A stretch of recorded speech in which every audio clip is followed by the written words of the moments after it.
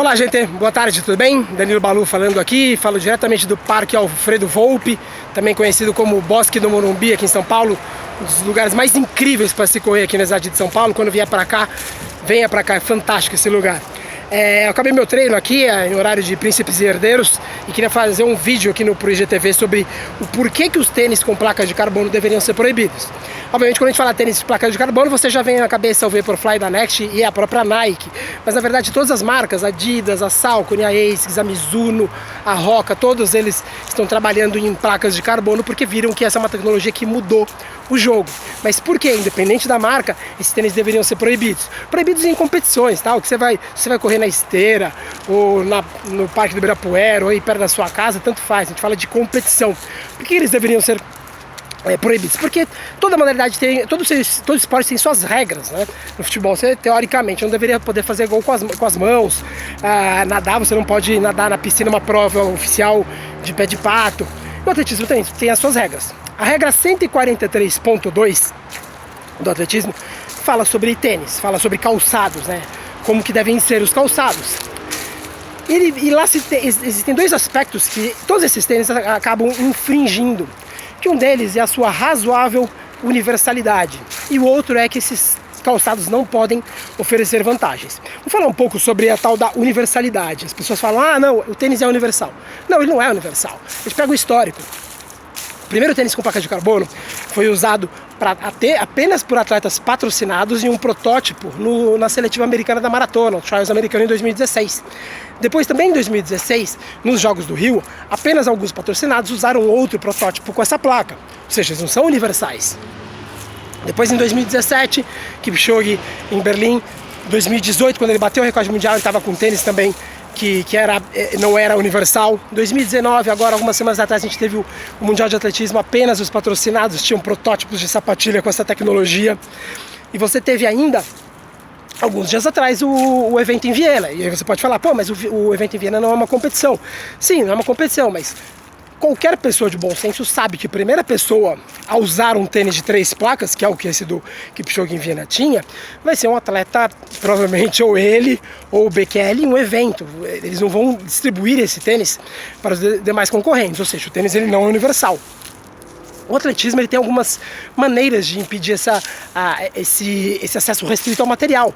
Por exemplo, se amanhã for uma competição, qualquer competição de atletismo, lançar dardo, por exemplo, e do seu lado tem um alemão que gastou $100 mil num dardo que é aerodinamicamente melhor, com um material que vibre menos, por exemplo, a regra faz com que ele seja obrigado a te emprestar o dardo na competição, porque é um jeito que o atletismo encontrou para tornar o material universal, para você não ter uma barreira de entrada, você igualar o nível competitivo dos atletas.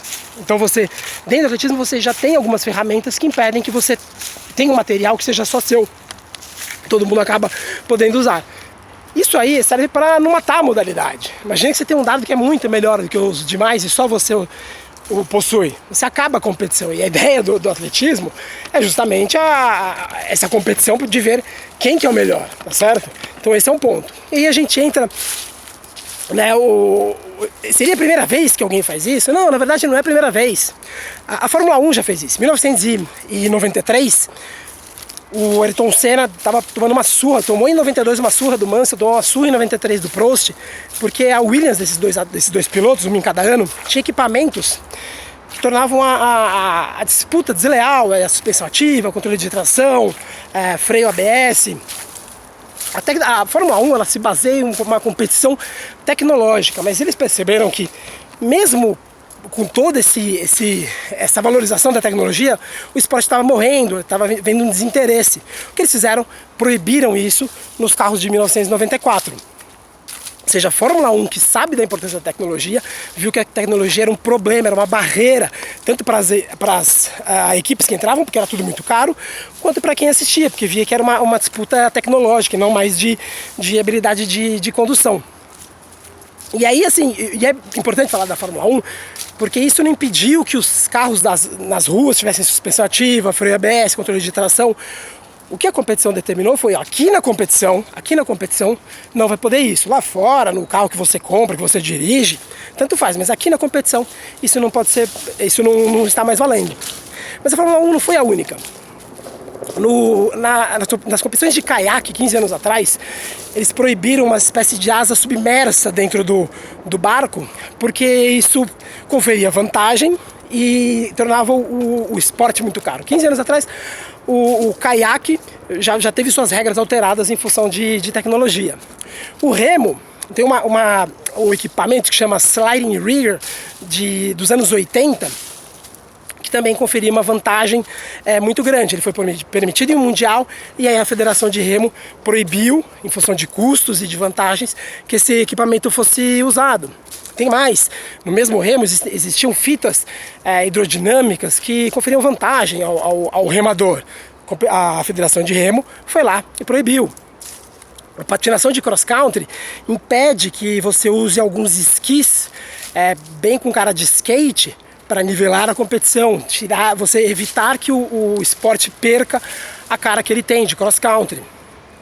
Ainda na patinação você tem os clap skate, que foi uma invenção da metade do século passado, mas começaram a inventar um sistema, seria um clap skate inteligente, que ele conseguia ler quando o atleta estava parado ou se movimentando. Isso questão de 10, 15 anos atrás. O que a Federação de Patinação fez? Proibiu esse clap skate inteligente. E o clap skate ao lado da vara, do salto com vara, da vara de fibra de carbono, as duas maiores inovações tecnológicas da história do esporte. A invenção do clap skate, a invenção da barra, da vara, do salto com vara, são as duas maiores saltos de desempenho na história do esporte. E por que eu estou falando isso? Porque a gente já puxa para o atletismo. O atletismo ele tem um precedente de mudança de regras de equipamento. Em 1968, John Carlos é um dos maiores velocistas da história. Ele ficou famoso porque ele é um dos dois atletas que faz o símbolo de Black Power. Ele é um dos dois Panteras Negras que foi ao pódio dos 200 metros na Cidade do México. Ainda em 68, antes do gesto, antes da final olímpica, ele venceu a seletiva americana batendo o recorde mundial dos 200 metros. O companheiro de seleção dele, Vince Matthews, outro americano, bateu o recorde mundial dos 400 metros. O que os dois tinham em comum? Eles usavam uma sapatilha da Puma, tá? E essa sapatilha da Puma ela acabou sendo proibida pela IAAF, porque essa sapatilha da Puma ela tinha 64 cravos, 64 aqueles pregos que vão na sapatilha. Essa sapatilha da Puma tinha. O que a IAAF fez? Cancelou os dois recordes mundiais. Pessoal, os recordes mundiais não estão mais válidos e a partir de hoje toda sapatilha pode ter no máximo 11 pregos. Ela mudou a regra do esporte, mudou a regra do calçado, porque viu que aquela sapatilha conferia vantagem e descaracterizava a modalidade. E é engraçado que uma sapatilha da Puma que fez isso. Você sabe, o maior velocista de todos os tempos era Puma, Usain Bolt. Só que ninguém sabe o nome da sapatilha que ele usa, porque todo mundo sabe que aquilo ali tanto faz. Ele ganhou com uma sapatilha, assim como ele ganharia com uma da Olympics, ganharia como uma da Nike, da Adidas, ele ganharia. A gente não liga pro tênis dele. Só que agora que a gente teve na Maratona de Chicago, foi que a atleta Kosgei terminou a prova, ganhou com o recorde mundial. A primeira pergunta que as pessoas fizeram é: com que tênis que ela correu? Ou seja, você mudou a cara da competição, mudou a cara do esporte. Ninguém sabe qual a sapatilha de Usain Bolt, o maior de todos os tempos. Mas todo mundo se pergunta, com que tênis a Kenyana Kosgei fez 2:14 na maratona? Você mudou a cara do esporte. Então tem essa questão de conferir vantagem. Você tem que tomar cuidado quando algo confira vantagem. E confere mesmo vantagem. Quando teve todo esse away por causa dos tênis, eu vi muita gente falando, pô, mas não proibiram quando era o Boost da Adidas. Eu fiquei perplexo com as pessoas comentando do Boost, porque eu não sei de onde elas tiraram que o Boost dá vantagem. Pelo menos 4 laboratórios, pelo menos 3 deles independentes, encontraram que os tênis com placas de carbono da Nike dão entre 2,6% e 4% de ganho na eficiência de corrida, que é diferente de desempenho, tá bom? A gente calcula, conta de padeiro, que a cada 3 pontos de melhora de eficiência, você ganha 1 de desempenho. É diferente eficiência de desempenho. Você ganha 2,6 a 4 de eficiência, você tem aí por volta de 1% de desempenho, um pouquinho mais de 1% de desempenho no resultado. Isso dá uma enorme vantagem para o atleta, uma enorme vantagem. Então a gente tem que falar assim, bom, a gente tem que olhar o que a gente vai fazer, porque você dá uma vantagem, você quebra aquele critério do tênis, que é o de não conferir vantagem, ser universal e não conferir vantagem. Eu fiz um stories, eu coloquei em tom de piada que eu poderia, daqui a algumas semanas vai ser a maratona de Nova York. Imagina que você vai lá e corre a maratona de Nova York de patins. Eu ganharia uma maratona, um patinador ganharia a maratona de Nova York de patins? Ele ganharia com um patins especial, ele ganharia, mas ele seria o vencedor? Não. Por quê? A regra da modalidade fala alguma coisa de patins? Não fala absolutamente nada sobre poder ou não patins. Não tem a palavra patins no caderno de regras do atletismo. O que tem é que aquilo que o atleta leva aos pés não pode conferir vantagem. Não tem nada que me proíba de fazer de patins uma prova. O que tem, eu não posso ganhar essa prova, ser considerado o ganhador dessa prova, porque o patins me dá vantagens. Eu disse que 4 laboratórios encontraram que esses tênis da Nike oferecem melhora, mas você não tem nenhum estudo mostrando que o Bush dê qualquer margem mínima de melhora. Então essa ideia de que outras marcas podiam e essa não pode, ela não sobrevive ao raciocínio mais preguiçoso, porque nenhum tênis na história do atletismo conferia vantagem. E por fim, eu queria falar sobre nutrição, falar assim, mas e o suplemento, o gel, é doping? Gente, se algum amigo seu falar que gel ou whey protein, ou qualquer suplemento que você tome para latinose, é doping, eu recomendo para você, pega, se for amigo seu, você puxa ele, dá um abraço nele e fala bem baixinho no ouvido dele. Para que tá ficando feio, você tá passando vergonha. Por quê? Não existe, tá bom, na nutrição esportiva, no atletismo, absolutamente nenhum suplemento que confira vantagem ao atleta. Vamos lá, não existe dentro da legalidade da modalidade nada que você consuma durante sua prática que confira benefícios. Mesmo elementos do tipo estimulantes, como a cafeína e tantos outros, ele funciona em margem muito pequena em pessoas sensíveis. Você dar gel para um atleta é mais ou menos como você tampar um cano com um pedaço de pano. Você vai lá, enrola ali uma camiseta num cano furado, aperta e vai vazar menos água. Você fez uma redução da perda. Quando você dá gel, você dá palatinose ou água com açúcar para alguém, você preserva um pouco as reservas de glicogênio desse atleta. Você preserva, você não aumenta, você não eleva em nada, absolutamente nenhuma valência física, um atleta dando qualquer tipo de suplemento dentro da legalidade esportiva.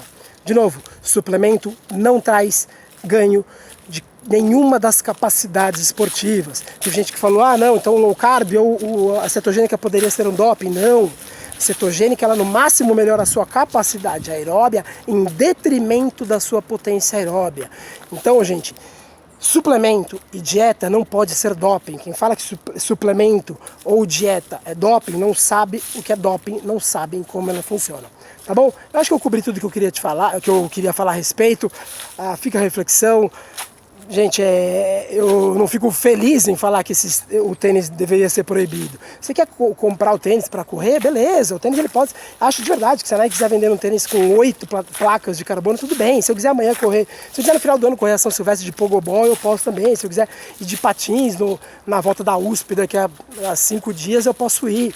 Mas uma competição, ela tem regras, né? Por exemplo, no salto em distância e altura, seu solado entre sola não pode passar, eu acho que é 11 ou 13 milímetros. Eu sou árbitro de atletismo, tá, gente? As pessoas não sabem, mas eu sou árbitro de atletismo. Eu sei do que eu tô falando. Existem regras e elas precisam ser respeitadas, mas amanhã você quer disputar quem é o que salta mais longe na sua rua e quiser saltar com um tênis de 3 centímetros de entressola, tudo bem, mas a competição, Tóquio ano que vem, você não pode esperar que vá um atleta de plataforma saltar em distância, porque é contra a regra, tá bom? Acho que era aí, gente. Um abraço, espero ter respondido, ter feito um pequeno histórico dos precedentes, espero ter ajudado no debate. Um abração, tchau, tchau.